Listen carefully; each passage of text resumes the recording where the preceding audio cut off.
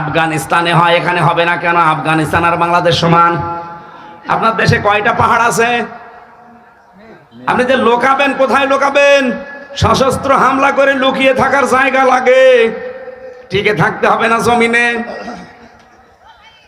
ওখানে ওরা পাহাড়ের উপর বম্বিং করে কিছুই করতে পারে নাই, সুড়ঙ্গ করে এমন থাকার জায়গা বানিয়েছে আফগানিরা। একটা না দুইটা পরাশক্তি রাশিয়া আর আমেরিকা 40 বছর একাধারে চেষ্টা চালিয়েছে, কিছুই করতে পারে নাই। আর আমাদের 40 বছর লাগবে, 40 মিনিটে তো তামা বানিয়ে ফেলবে।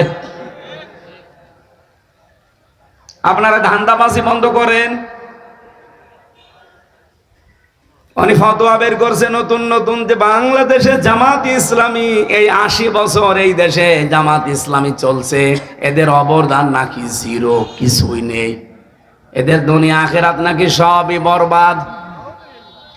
আরে ভাই, দুনিয়ারটা নাই বলতে পারলেন, তো আখেরাত কি আপনার হাতে? আপনি কি ফতোয়া দিলেন বলেন? আমি কয়েকদিন আগে সাংবাদিক একটা মত বিনিময় অনুষ্ঠান ছিল, সাংবাদিকদের স্মরণে, ওনাদের সম্মানার্থে, ওনাদের দায়িত্ব কর্তব্য কি এটা কোরআন দিয়ে হাদিস দিয়ে আর বাস্তবতা দিয়ে বলতে গিয়ে একটা কথা আমার ওভাবে বলা ঠিক হয়নি। বলেছিলাম যে সংবাদ এটা নবী থেকে আসা, কারণ নবী মানে সংবাদ বাহক। যারা সত্যের সংবাদ বহন করে নিয়ে বেড়ায় তাদেরকে আল্লাহ রাব্বুল আলামিন এই পৃথিবীতে নবী করে পাঠিয়েছিলেন। কি আমি দলিল দিয়েছিলাম সূরা কলমের 4 নম্বর আয়াত দিয়ে, ওয়া ইন্না লাকা লাআজরান গায়রা মামনুন। আপনি শব্দের দিকে খেয়াল করেন, ওয়া ইন্না লাকা লাআজরান, অবশ্যই আপনার জন্য, অবশ্যই আবার লাগিয়েছেন ওয়া ইন্না লাকা লাআজরান, অবশ্যই আপনার জন্য হে নবী। আবার বলছেন অবশ্যই লাআজরান, পুরস্কার আমি আল্লাহ রেডি করে রেখেছি। গায়রা মামনুন, শেষ হয়ে যাবে না পুরস্কার, নিরবিচ্ছিন্ন চলতে থাকবে। কেন এই পুরস্কার দিলাম জানেন? কারণ আপনি এই যে সংবাদ আমি যেটা আপনাকে দেই, এই সত্য সংবাদগুলো আমার বান্দা বান্দীদের কাছে পৌঁছাতে গেলে যে কষ্ট পান, সত্য কথা তুলে ধরতে গেলে যে কষ্ট আসে, আঘাত আসে, যে জুলুম নির্যাতনের স্টিম রোলার আপনার দিকে আসতে থাকে, এগুলো মোকাবেলা করেও আপনি যে সত্য সংবাদ পৌঁছিয়ে দেন, এই কারণে আপনাকে আমি নিরবিচ্ছিন্ন পুরস্কার দেব। সুবহানাল্লাহ বলতে পারেন না? নবী যদি সত্যের কথাগুলো সঠিকভাবে তুলে ধরতে পারে, এই পৃথিবীতে যারা সাংবাদিক তাদেরও উচিত, যারা এই দেশে নেতৃত্ব দেয় তারা যদি আদর্শ হিসাবে নেতা গ্রহণ করতে হলে মুহাম্মদুর রাসূলুল্লাহকে গ্রহণ করবে না? বলেন না কেন? কেউ যদি স্বামী হতে চায়, আদর্শ স্বামী, সে মুহাম্মদুর রাসূলুল্লাহর মতো হবে। কথা বলা লাগবে। কেউ যদি নানা হতে চায়, তাহলে আদর্শ নানা হতে হলে মুহাম্মদুর রাসূলুল্লাহকে ফলো করা লাগবে। কথা বলেন। কেউ যদি রাষ্ট্রনায়ক হতে চায়, তাহলে আদর্শ রাষ্ট্রনায়ক হতে হলে তাকে মুহাম্মদুর রাসূলুল্লাহকে ফলো করা লাগবে।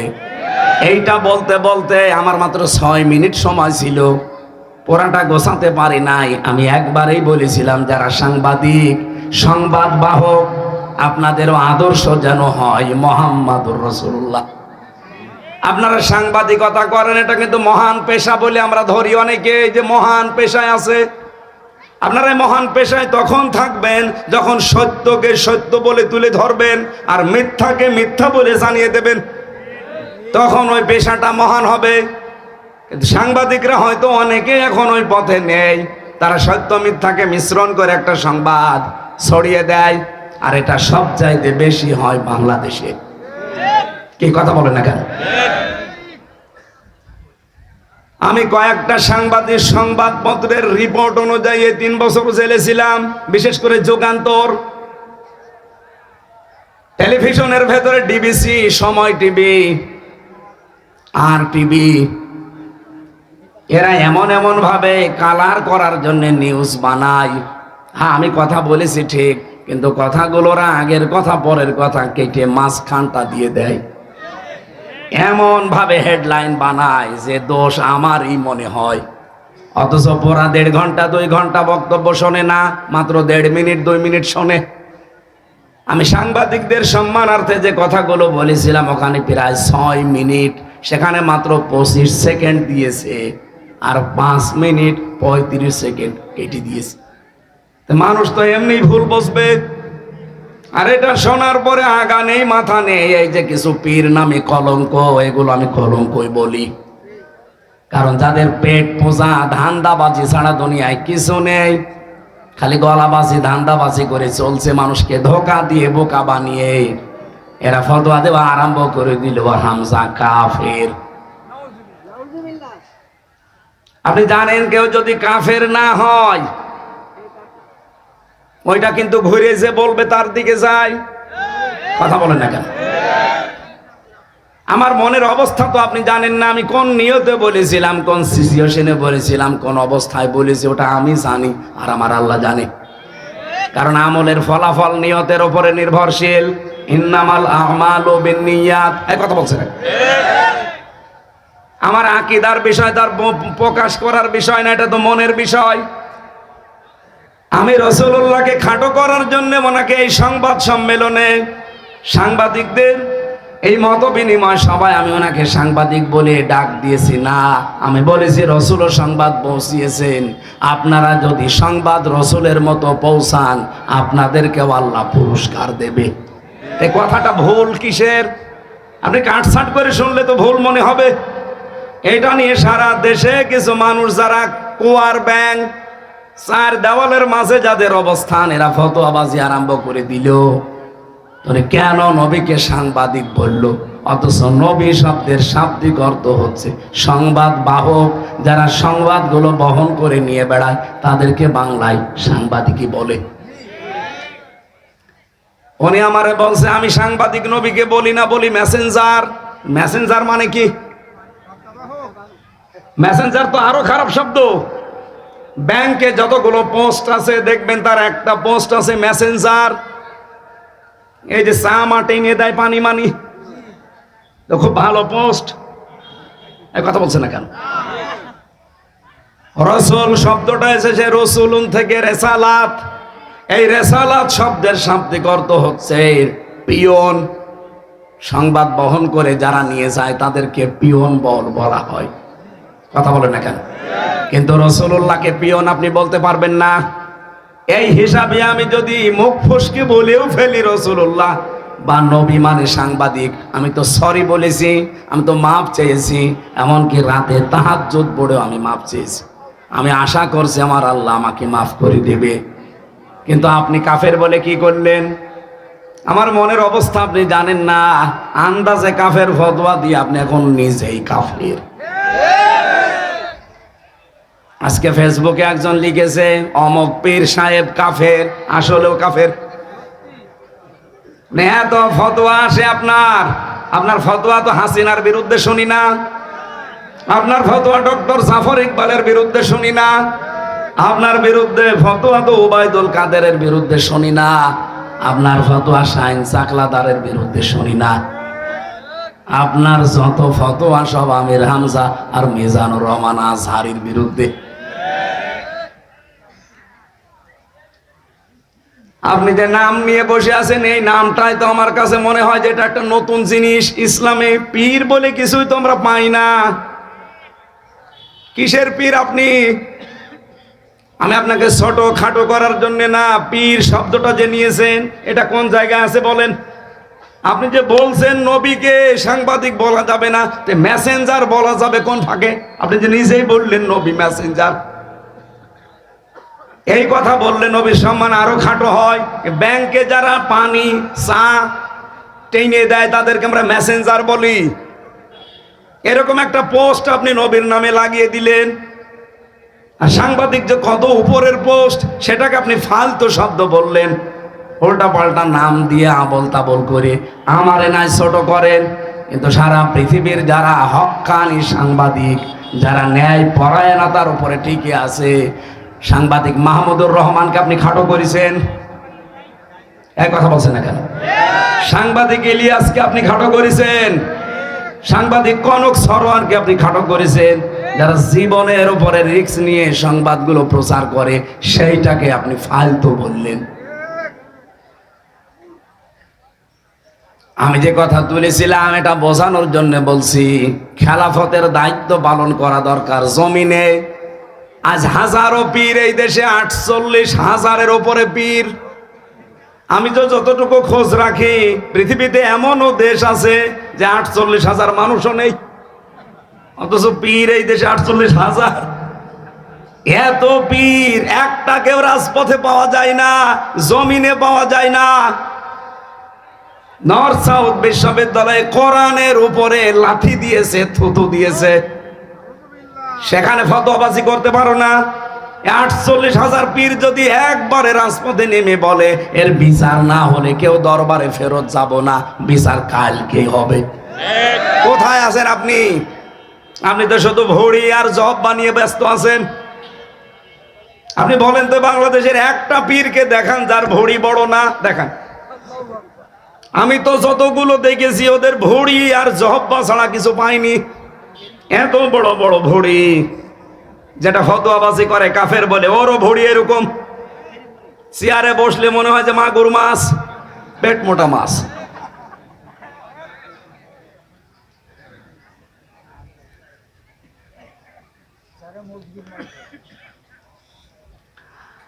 আমার মনে হয় এই দেশে একামতের দিন যারা কায়েম করতে চায়, হ্যাঁ তাদের ছোটখাটো ভুল ত্রুটি থাকতে পারে, কিন্তু আপনি কি করছেন? তাদের মতো এই 17 বছর জেল জুলুম সহ্য করেছেন, একটা বার জেলে গেছেন আপনি? রিমান্ড কি বোঝেন? 11 ঘন্টা আমার টাঙিয়ে রেখেছিল উল্টো করি, মাথায় দড়ি দিয়ে। আপনারা কয় ঘন্টা টাঙিয়েছে? বলো রসুলের মর্যাদা রাখে না। রসুলের মর্যাদা ঠিক রাখতে গিয়েই তো 3 বছর জেল কাটলাম। আমি প্রথম তিনি যদি মেনে নিতাম যে ঠিক আছে বাবা শাহজালাল সব আলাল, 3 বছর না 3 ঘন্টা আমার ছেলে থাকা লাগতো না। কুষ্টিয়া থেকে যখন নিয়ে যাচ্ছিল প্রতিমধ্যে আমারে ছেড়ে দিত, কারণ যাওয়ার সময় তো বারবার আমারে বলছিল ছাত্রলীগের শুধু ওলামা লীগ বলে একটা দল ছিল, ওই সময় ছিল না, ওই দলের সদস্য হবেন শুধু বিশ্ববিদ্যালয়, বাকি আপনার কিছু করা লাগবে না, কারণ আপনি আসলে আমরা অনেক মানুষ নিয়ে আসতে পারবো, এই ধান্দায় ছিল তারা। আমি একবারে কাটছাট বলেছিলাম না, আপনারা যা ইচ্ছা তাই করতে পারেন। মিথ্যা মামলা দিয়েছেন এটা আমি জানি, যে আরো দেন, কিন্তু আমি সত্যের উপরে যেটা আমি বুঝেছি, এক চুলো আমারে নড়াতে পারবে না। রিমান্ডের পর রিমান্ড দিয়েছে, প্রথম 5 দিন দিয়ে হয়নি, আবার দিয়েছে 5 দিন। আর রিমান্ডে কি সরাসরি জায়গায় আয়না ঘরে নিয়েছে, মাটির নিচে। আমি দেখতাম ওই জায়গায় হঠাৎ রাত 2টার সময় 5-7 জন মুখ বান্ধা আমার পাশ থেকে একজনকে বলছে ওঠেন। ওঠেন মানে এখন বাজে রাত 2টা, কোথায় যাব? চলেন। ও মনে করছে ছেড়ে দেবে, পরে বের করে নিয়ে খাঁচা থেকে হঠাৎ মাথার উপরে কালো কাপড় লাগিয়ে পেছনে হাত হ্যান্ডকাপ দিয়ে বেঁধে দিল। কান্নাকাটি করছিল মাটির নিচে। আমি সত্য কথা বলছি, এই যে কোরআন আমার সামনে। আমারে বলছে হামসা ভাই গেলাম, এরা যে কি করবে আমার বোঝা হয়ে গেছে। মুখ আমার যখন বেঁধে ফেলেছে কালো কাপড় দিয়ে, হাত যখন পেছনে বেঁধে ফেলেছে, 4-5 জন মিলে নিয়ে যাচ্ছে, তার মানে আমি বুঝে ফেলেছি আমার জীবনের শেষ দিন। এইরকম সিচুয়েশন আমি নিজে ফেস করে এসেছি। আর আপনি ফতোয়াবাজি করেন বসে বসে না?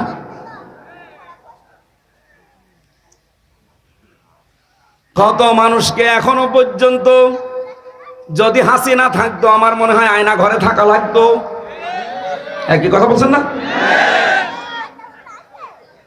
কত মানুষ 5 বছর 7 বছর আমি যেখানে ছিলাম সেই রুমে, তার পাশে দেওয়ালে লেখা ছিল তারিখ দিয়ে 2009-13 সালে ওখানে তারিখ দেওয়া, 8-8-2013 এভাবে তারিখ দিয়ে দেওয়ালে লিখে রেখেছে।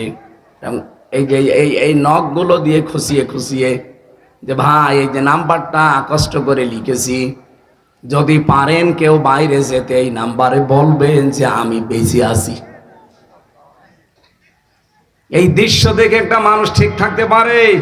কোথায় 13 সাল আর কোথায় 24 সাল? এতগুলো বছর তার জীবনে চলে গেছে, লোকটা জানে না যে এখন কোন বছর।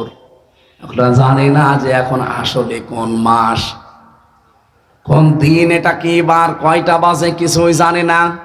দিনের পর দিন, বছরের পর বছর তার মাথার উপর দিয়ে, তার জীবনে কোনো ঈদ নেই, জমার নামাজ নেই। একটা মানুষ কিভাবে 8 বছর, 10 বছর, 14 বছর এভাবে থাকতে পারে? আপনি একটু নিজেকে দাঁড় করান তো। আপনি বড় বড় পেট নিয়ে ফতোয়াবাজি করেন, নিজেকে একটু ওই জায়গায় দাঁড় করান যে কি করে ব্যারিস্টার আরমান 8 বছর কাটিয়েছে।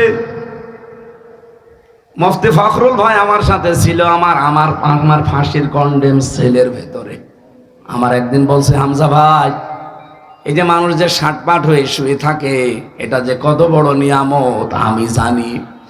আমার এই পায়ের ভেতর দিয়ে হাত দিয়ে সামনে লোহার ব্যারিকেডের সাথে এই যে হ্যান্ডকাপ দিয়ে আটকিয়ে দিল। এইভাবেই বসে থাকা লাগবে 24 ঘন্টা, কায় তো হতে পারবেন না। আপনি শুনতেছে, আপনি একটু ভাবেন নিজেকে নিয়ে। ওই জায়গায় পায়খানা প্রসাব করার জন্য 24 ঘন্টায় মাত্র 1-2 বার সময় দেবে, তাই 1.5 মিনিট থেকে 2 মিনিট। আরে ভাই, 1.5 মিনিট 2 মিনিট তো বসতেই সময় লাগে, এর ভেতরে আপনার টয়লেট শেষ করা লাগবে। আর টয়লেটের তাও তো দেওয়াল, জালানা, দরজা থাকলে হয়, কিছুই নেই। একেবারে ফাঁকা জায়গা, মাত্র 1.5 হাত একটা দেওয়াল দেওয়া আছে, দাঁড়ালে দেখা যায়, বসলে দেখা যায় না, এতটুকু একটা জায়গা। অথচ সামনে অফিসার বসে আছে। একটা যুবক মানুষ আমার মতো, 33 বছর বয়স আমার, আপনি সামনে বসে বসে লাঠি ঘোরাচ্ছেন। 1.5 হাত 2 হাত মতো একটা সর্বোচ্চ দেওয়াল দেওয়া, এখানে কি টয়লেট করা যায়? এরকম পরিস্থিতি এই মাটির নিচে ঘরগুলো। জীবনে এতগুলো জিনিস ফেস করে আসলাম শুধু রাসূলুল্লাহর এই দল করতে গিয়ে, আল্লাহর নবীর আদর্শে থাকতে গিয়ে। আর আপনি এখন আমারে কাফের বানিয়ে দিলেন। আমি নাই কাফের হলাম, আপনি কি? আপনি তো কাফেরের বাপ।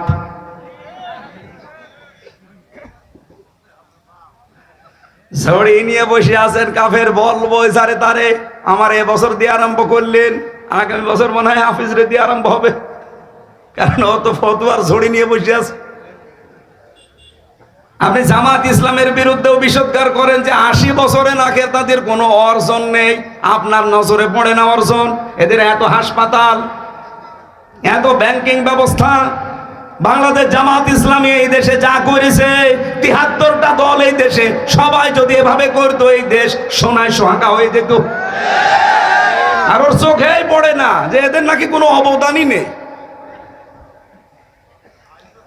গণতন্ত্র গণতন্ত্র এই ফতোয়া তোলে যে গণতন্ত্র হারাম, এই জন্য ওদেরকে আমি দেখতে পারি না। আরে ভাই, আমি কোনদিন আমরা বলেছি যে গণতন্ত্র হালাল? বলেছি আমরা? আর ওটা তো হারাম আমরাও জানি। এই বাংলাদেশে এখন ইসলাম কায়েম করার জন্য কোন পদ্ধতিতে আপনি যাবেন বলেন? আন্দাজে এক ফতোয়া দিয়ে দিলে হয়ে গেল। আপনি কি আফগানিস্তানের, আপনি কি সিরিয়ার, এরকম দেশের সশস্ত্র বিপ্লবের মাধ্যমে দেশে ইসলাম প্রতিষ্ঠা করার সেই কায়দা কৌশল, সে জায়গাগুলো কই? যে কোনো একটা ভাবে তো এগিয়ে যেতে হবে। আমাদের চারিদিকে শত্রু। পৃথিবীর অন্যান্য মুসলিম দেশগুলোর দিকে তাকান। আমি তো 57টা মুসলিম দেশের খবর জানি। অন্তত তাদের আশেপাশে আরো 2-3টা মুসলমান দেশ আছে, বর্ডারের সাথে বর্ডার লাগানো। আর আমরা এমন একটা ভূখণ্ড পেয়েছি, আমাদের চারিদিকে শয়তান। প্রতিবেশী নামে একটা কলঙ্ক।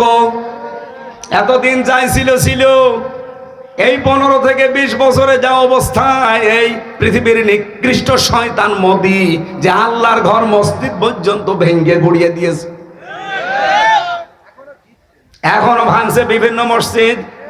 ভারতের এমনও জায়গা আছে, মুসলমানেরা যদি গরু জবাই করে, ওই মুসলমানের জোহব্বা কেটে ফেলে, এমন জায়গায় আছে।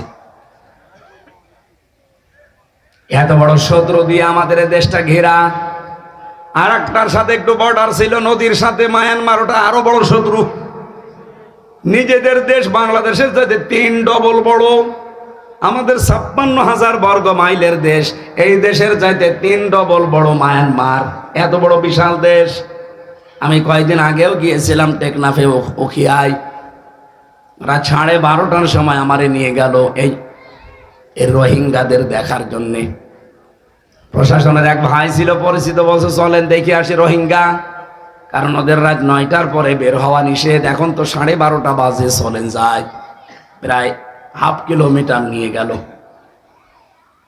ওদের ছেলে মেয়ে বেশি, এসেছিল 11 লাখ, এখন শুনছি 25 লাখ। আল্লাহর নামে জন্ম দিয়ে যাচ্ছে। অথচ যেই দেশ থেকে ওদেরকে পাঠিয়েছে পিটিয়ে পিটিয়ে, ওই দেশে জায়গা আমাদের চাইতে 3 ডবল বড় জায়গা পড়ে আছে। নিজের দেশের মানুষকে, জনগণকে থাকতে দেয়নি, পাঠিয়ে দিয়েছে পিটিয়ে। এতটুকু ছোট্ট একটা দেশে তারপরেও তো আমরা 11 লাখ, এখন প্রায় 24-25 লাখ মানুষ আমরা রেখে দিয়েছি, কিছুই তো বলি না। বিশ্বে আমাদের মতো উদার আমার মনে হয় আর কোন দেশের মানুষ নেই। আমার ভাইরা, আল্লাহ আমাদেরকে খলিফা করে পাঠিয়েছিলেন কোথায় বলেন তো? আরো জোরে বলেন। জমিনে থাকার দরকার নেই? আরো জোরে। এই জমিনে যদি থাকতে হয়, এই জমিনে আমরা এখন আমাদের 56,000 বর্গ মাইলেই দেখতে পাচ্ছি প্রায় 73টা দল কাজ করছে জমিনে, তার ভেতরে আমরাও একটা। আমার এবার প্রশ্ন যশোরবাসীর কাছে, এই 73টা দলই কি জান্নাতে যাবে? না। নবীজি বলেন মাত্র একটা দল জাহান্নামে, জান্নাতে যাবে, আর 72 দল সব জাহান্নামে যাবে। ওই একটা দল কারা? মানা আলাইহি ওয়া সাহাবী, এক আলিফ টান আছে। নবীজি বললেন যারা আমি নবী এবং আমার সাহাবীদেরকে দেখে দেখে চলবে, তারাই ওই এক দলে আছে, আর বাকি সব দল আছে ওই 72 কাতারের ভেতরে। এবার আমার প্রশ্ন, আমরা নবীকে এবং সাহাবীদেরকে দেখে চলি কিনা? বিশ্বনবী মুহাম্মদুর রাসূলুল্লাহকে দেখে চলা মানে শুধু তার জুব্বা আর দাড়ি নেওয়া না। আল্লাহর নবী মুহাম্মদুর রাসূলুল্লাহ জীবনে যা করেছিলেন, তার এই 40 থেকে 63, এই 23 বছরে আপনাকে তাই করা লাগবে। এক কথা বলে না কেন? আমরা সত্যি করে বলছি তাই করতে পারি না? পারি না। আমাদের দেশে হয়তো আমরা দাড়ি রাখতে পারি, জুব্বা গায়ে দিতে পারি, সর্বোচ্চ মসজিদে 5 ওয়াক্ত নামাজ পড়তে যেতে পারছি। এই নবীজির জীবনকে এতটুকুই ছিল? আরো জোরে বলেন। বিশ্বনবী মুহাম্মদুর রাসূলুল্লাহ রাষ্ট্রনায়ক ছিলেন, উনি রাষ্ট্রপতি ছিলেন। রাজনীতি না করলে, উনি রাজনীতি না করে রাষ্ট্রপতি হলেন কি করে? যারা আজ বলে যে হুজুররা রাজনীতি করে কেন, আমার মনে হয় ও নবীজির জামানায় থাকলেও এই কথাই বলতো। মুহাম্মদ আবার রাজনীতি করে কেন? তো নবীকে যদিও কথা ওই সময় কাফেররা বলতে পারে, এখনকার ওদের আন্ডা বাচ্চা আমাদের বলবে 1 আর 2। 1500 বছর আগের দিকে তাকান, ঠিক কাফেররা ওই জামানায় বলেছিল মুহাম্মদ কাবা ঘর নিয়ে থাকো, বাইরে আসবা না, বাইরে আমাদের সব পরিবার সমাজ আর রাষ্ট্র আমরা চালাবো, তুমি এই কাবা ঘর নিয়ে থাকো, কোনো অসুবিধা নেই। বিশ্বনবী মুহাম্মদুর রাসূলুল্লাহ মেনেছিলেন? আরো জোরে বলেন। তিনি ডাক দিলেন কাফেরেরা, কুলিয়া আইয়ুহাল কাফিরুন লা আ'বুদু মা তা'বুদুন। হে কাফেরেরা, তোমরা যার ইবাদত করো আমি তার ইবাদত করি না, আর আমি যার ইবাদত করি তোমরা তার ইবাদত করো না। লাকুম দীনুকুম ওয়ালিয়া দীন, সুতরাং তোমাদের ধর্ম তোমাদের জন্য, আমার দিন আমার জন্য। আমার ভাইরা, আমি আয়াত দিয়ে যেটা বোঝাতে চাই আপনাদের, যেহেতু একটা আয়াত পড়েছিলাম সূরা আরাফ 181, 82, 83, এতগুলো আয়াত আমি এমনিতে পড়ি না, একটা আয়াতের তাফসীর করব আজকে। আল্লাহ পাক বলেন মিম্মান খালাকনা উম্মাতুন, ও মিম্মান খালাকনা। আল্লাহ এখানে নিজে ফাইল, নিজে কর্তা। রব্বুল আলামিন বলেন অবশ্যই আমি আল্লাহ নিজে বানিয়েছি। এই পৃথিবীতে যত মানুষ বানিয়েছি, বিভিন্ন দলে বিদলে তারা বিভক্ত হয়ে আছে, কিন্তু এই দলের ভেতরে একটা দল আমি আল্লাহ তাদের পরিচয় তোমাদেরকে তুলে ধরলাম, দেখো তো তোমরা তাদের ভেতরে আছো কিনা। যারা মানুষকে ইয়াহদুনা বিল হক, সৎ পথ দেখায়। আজ বাংলাদেশে কত মানুষ আছে, কত পথ দেখাচ্ছে, কিন্তু একটা দলকে আমরা দেখি তারা আমার আল্লাহর বিধানের দিকে তারা ডাকতেছে। এই কথা বলে না কেন? তারা কিন্তু ডাকছে তার বাবার দিকে না, তার স্বামীর দিকে না, এমনকি তার পূর্বপুরুষদের দিকেও ডাকে না। তারা ডাকলেই বলে ইয়াহদুনা বিল হক, এ পৃথিবীতে হক হচ্ছে আল্লাহ, হক হচ্ছে আল্লাহর বিধান। এজন্য তারা ডাকে আল্লাহর বিধানের দিকে। ইয়াদের তাফসীর পড়তে গিয়ে আমি সূরা শুরার 13 নম্বর আয়াতের মাঝের অংশটা মিলিয়েছিলাম। আল্লাহ পাক বলেন, হে নবী, আপনি যেদিকে মানুষকে ডাকেন যে আসো আমরা আল্লাহর বিধান কায়েম করি এই জমিনে। আল্লাহ শুধু নামাজের বিধান দেয়নি, যাকাতের বিধান দেয়নি, এরকম বিধান দিয়েছেন 500। কত? এই 500 বিধানের কথা যখন বলবেন কি হবে জানেন? কাবুর আলাল মুশরিকিনা মা তাদউহুম ইলাইহি। যখন আপনি মানুষকে বলবে আসো আল্লাহর বিধানের দিকে, আল্লাহর এই যে এই নিয়ম নীতিগুলো আমরা কায়েম করি, আপনি দেখবেন সবচাইতে বেশি মন খারাপ করবে, রাগ করবে, অপছন্দ করবে এই কথাটা যারা মুশরিক। তারা কারা? বলেন বলেন। আমি নাম ধরেই বলছি, বাংলাদেশ জামাত ইসলামী। এরা কি আল্লাহর বিধান কায়েম করার কথা বলে না? বলে না? তাহলে এদের এই কথা শুনলে যারা বলে যে এটাও আমাদের মতো রাজনীতি, এরা কথা শুনলে বলে যে এটাও আমাদের মতো ধান্দাবাজি। আরে এরা ডাকে আল্লাহর বিধান কায়েমের জন্য। আল্লাহ বলছেন এই কথা বললে রাগ করবে, মন খারাপ হবে, উল্টা পাল্টা ফতোয়া দেবে যারা মুশরিক তারা। তাহলে আপনি কি মুশরিক? এই বাংলাদেশে এখন তো মুশরিক কারা এটা প্রমাণ হয়ে যাচ্ছে। প্রশ্ন আসতে পারে, কই আমি তো শিরিক করি না, আমি তো মুশরিক না। আপনি টের পাচ্ছেন না আপনি মুশরিক কিনা? আপনি টের পাচ্ছেন না? অবশ্যই আপনি শিরিক করছেন, নয়তো আপনার খারাপ লাগে কোন কারণে? আপনার যদি ঈমান থেকেই থাকে, আমি এবার একটা দলিল বলছি, দেখেন আপনার ঈমান আছে কি গেছে। নবীজি বলেন ওযু করলে যেমন ওযু ভেঙে যায়, নামাজ পড়লে যেমন নামাজ ভেঙে যায়, ঈমান আনলেও মানুষের ঈমান ভেঙে যায়, নষ্ট হয়ে যায়। আজ যারা দিন কায়েমের কথা শুনলে রাগ করেন, তাদের যে ঈমান ভেঙে গেছে, নষ্ট হয়ে গেছে, এই কারণে তাদের রাগ হয়। আপনি মিলাবেন এই 10টা আপনার ভেতরে থাকলে, আপনি ঈমানদার দাবি করলেও ঈমান নেই, আপনি বেঈমান, আপনার ঈমান ভেঙে গেছে, নষ্ট হয়ে গেছে। 1 নম্বরে আল্লাহর ইবাদতে কাউকে শরীক করা। এখন ইবাদত কি? খালি নামাজ পড়া ইবাদত? রোজা রাখা ইবাদত? বলেন বলেন। আল্লাহ পাক এই পৃথিবীতে ইবাদত হিসাবে দিয়েছেন যাকাত। আপনি সেই যাকাতের বিধান মানেন না, নিয়ে এসেছেন ওর পাশাপাশি সুদ। তাহলে এটা আল্লাহর সাথে শরীক কিনা? এদেশে নেই শরীক। 2 নম্বরে, হ্যাঁ এটা দলিল পাবেন সূরা নিসার 48 নম্বর আয়াতে, সূরা মায়েদার 72 নম্বর আয়াতে, ইন্নাল্লাহা লা ইয়াগফিরু আন ইউশরাকা বিহি ওয়া ইয়াগফিরু মা দুনা যালিকা লিমান ইয়াশা ইন্নাহু মা ইউশরিক বিল্লাহি ফাকাদ হারামাল্লাহু আলাইহিল জান্নাহ। 2 নম্বরে পেয়েছি আল্লাহ ও বান্দার মধ্যে কাউকে মধ্যস্থকারী যারা বানায়। এটা সূরা ইউনূসের 18 নম্বর আয়াতে আছে। এটা পৃথিবীর অন্য কোনো দেশে না থাকলেও বাংলাদেশে আছে।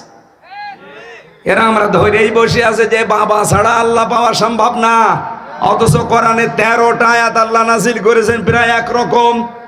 13টা আমি পেয়েছি, আরো যারা বেশি গবেষণা করে আরো বেশি পাবেন। কোরআনে কারিমে আল্লাহ বলেন আমি এবং আমার বান্দার মাঝে কোনো দালাল লাগবে না, কোনো মাধ্যম লাগবে না, সরাসরি তোমরা আমি আল্লাহকে ডাকবে। আলাইসাল্লাহু বিকাফিন আবদা, আমি কি আমার বান্দার জন্য যথেষ্ট না যে দালাল ধরা লাগবে? হ্যাঁ কথা বলেন না কেন? কত পীর নামে ভণ্ড কলঙ্ক, তারা দালাল হয়ে বসে আছে, মধ্যস্থ করবে উনি। আল্লাহ আমার মালিক, আমি তার বান্দা, এর মাঝে মধ্যস্থকারী কেউ লাগবে না। যারা মনে করেন তাদের ঈমান ভেঙে গেছে। এটাকে আমি বানালাম না, কোরআনে আছে। সূরা ইউনূস কত নাম্বার আয়াত বললাম?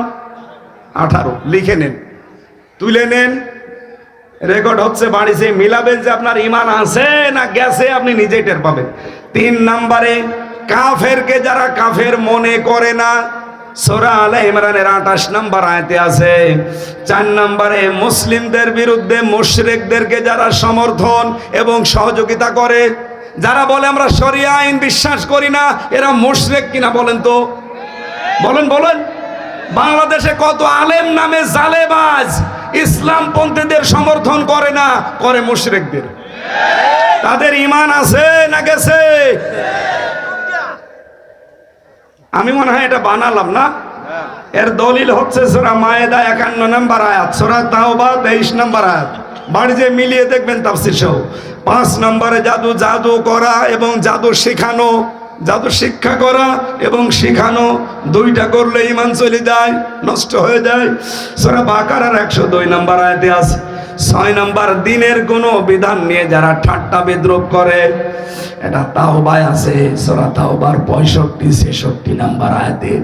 7 নম্বরে দ্বীন ইসলাম থেকে যারা মুখ ফিরিয়ে নেয়, সূরা সেজদার 22 নম্বর আয়াতে আছে। আমান আ'রাদা আন যিকরি, না, আমান আসলামু মিম্মান, না ওটা না, সাতা মনে আসে না আমার কাজের সময়। আমান আসলামু মিম্মান যুক্কিরা বিআয়াতি রাব্বিহি সুম্মা আ'রাদা আনহা ইন্না মিনাল মুজরিমিনা মুনতাকিমুন। আল্লাহ বলেন বড় জালেম দুনিয়ায় তো ওইটা, যাকে আল্লাহর আয়াত দিয়ে ওয়াজ করা হয়, আল্লাহর কোরআন দিয়ে বোঝানো হয়, আর সে মুখ ফিরিয়ে চলে যায় অন্যদিকে। এর মতো বড় জালেম আল্লাহর কাছে আর নেই। আর এটা বাংলাদেশে বেশি। আমি যা ওয়াজ করছি এ কি আমার নিজের কথা না আল্লাহর কথা? সব নোট করে নিয়ে এসেছি। 8 নম্বরে কাউকে দিন শরীয়তের ঊর্ধ্বে মনে করা, এটা বাংলাদেশে 15 বছর যেটা বঙ্গবন্ধুকে মনে করা হইতো, দেখেছেন না? সব জায়গায় উনি, এমনকি বঙ্গবন্ধু টয়লেট আমি নিজে পেয়েছি নীলফামারীতে। বঙ্গবন্ধু টয়লেট ওর নামেও টয়লেট লাগিয়ে দিয়েছে। আল্লাহ রাসূলের ঊর্ধ্বে কাউকে মনে করা যাবে? এটা সূরা মায়েদার 3 নম্বর আয়াতে আছে। 9 নম্বরে রাসূলুল্লাহর ফয়সালার তুলনায় অন্য কোন ফয়সালাকে উত্তম মনে করা, সূরা নিসার 65 নম্বর আয়াতে পাবেন। ইন্না বালা ফালা ওয়া রাব্বিকা, ফালা না, ফালা ওয়া রাব্বিকা লা ইউমিনুনা হাত্তা ইউহাক্কিমুকা ফিমা শাজারা বাইনাহুম সুম্মা লা ইয়াজিদু ফি আনফুসিহিম হারাজাম মিম্মা কাদাইতা ওয়া ইউসাল্লিমু তাসলিমা। 10 নম্বরে মুহাম্মদ রাসূলুল্লাহর আনিত বিধানকে অপছন্দ করা, এটা পাবেন সূরা মুহাম্মদের 9 নম্বর আয়াতে, সূরা নিসার 64 নম্বর আয়াতে। আল্লাহ পাক যে বিধান নবীজির মাধ্যমে আমাদেরকে দিয়েছেন, তার তুলনায় যদি অন্য কোনো বিধানকে কারো ভালো লাগে, পছন্দ হয়, তার ঈমান আছে না গেছে? এই বাংলাদেশে এবার আপনি মিলান এই 10টা, আমার মনে হয় 100 জনের বহু মানুষের ঈমান আর নেই, ভেঙে গেছে। এখন যাদের ঈমান নেই তাদেরকে আমরা কি বলি? মুশরিক। বলেন বলেন। যারা শিরিক করে তাদেরকে আমরা মুশরিক বলি, যেহেতু তাদের ঈমান ভেঙে গেছে, নষ্ট হয়ে গেছে। সুতরাং মুশরিকদের কাছে আল্লাহর দ্বীন কায়েমের কথা বললে খারাপ লাগবে, কষ্ট হবে। এই বাংলাদেশে আপনি তাহলে মুশরিক, আপনি যে কোনো ভাবে শিরিক করছেন, আপনার ঈমান কিন্তু শেষ। আবার বলছেন নবায়ন করি, আবার সঠিক জায়গায় আসেন। তাহলে আল্লাহর দৃষ্টিতে এই পৃথিবীতে হক দল, হেদায়েত প্রাপ্ত মানুষ তারা, যারা আল্লাহর এই হক পন্থায় মানুষকে ডাক দেয়। আর এই দেশে দেখেন কত মানুষ কত দিকে ডাকে। আমরা গ্যারান্টি দিয়ে বলতে পারি আমরা বাবার দিকে ডাকি না, আমরা মানুষের তৈরি করা আইনের দিকে ডাকি না, আমরা ডাকি কার বিধানের দিকে। এবং এই ও বিহিয়া দিলুন, দুই নম্বরে এই বিধান দিয়ে যারা ন্যায় বিচার কায়েম করতে চায়, আল্লাহর বিধান ছাড়া ন্যায় বিচার কায়েম করা সম্ভব না। তার প্রমাণ এতদিন আমরা পাইনি, আমি নিজেই তো পেলাম। এই 3টি বছর আমার জেলে থাকা লাগতো না যদি আল্লাহর বিধান এই দেশে কায়েম থাকতো। কত লক্ষ লক্ষ মানুষ জেল খাটে আমার মনে হয় শুধু আল্লাহর বিধান এই দেশে না থাকার কারণে। আমার সাথে একজন খাবার টেনে দিত জেলখানায়, উনি আজ 6 বছর জেলে আছে। জিজ্ঞাসা করলাম, ভাই কিসের মামলা? বলছে আমার শত্রুতা করে ধর্ষণ মামলা দিয়েছে। অথচ লোকটা এরকম মুরব্বী মানুষ, একজনের সাথে রাগারাগি ছিল, সে পেরিয়ে ওঠে না, শেষ পর্যন্ত তার 6 বছরের একটা মেয়েকে এর নামে ধর্ষণ মামলায় লাগিয়ে 6 বছর জেলে রেখে দিয়েছে। এরকম হাজার হাজার মানুষ জেলে আছে, ও জানেই না যে ওর অপরাধ কি। এটা হইতো না যদি আল্লাহর বিধান থাকতো। এই কথা বলে না কেন? কারণ আল্লাহর বিধান কায়েম হলে জেলে এতদিন থাকা লাগে না। ধরবে, সাক্ষ্য প্রমাণ হবে, সঙ্গে সঙ্গে ফায়সালা শেষ। আমাদের দেশে ধর্ষণ করে হাতে নাতে ধরা পড়ে, বলে ঠিক আছে বিচার হবে, বিচার করতে করতে 12 বছর। কথা বলেন না কেন? ইসলাম যদি কায়েম হয়, ধর্ষণ যদি হয়, ধরা পড়ার সঙ্গে সঙ্গে 3 ঘন্টার ভেতরে বিচার শেষ। খুব বেশি হলে যদি ছুটির দিন হয়, জমার দিন পর্যন্ত টেনে নিয়ে যায়।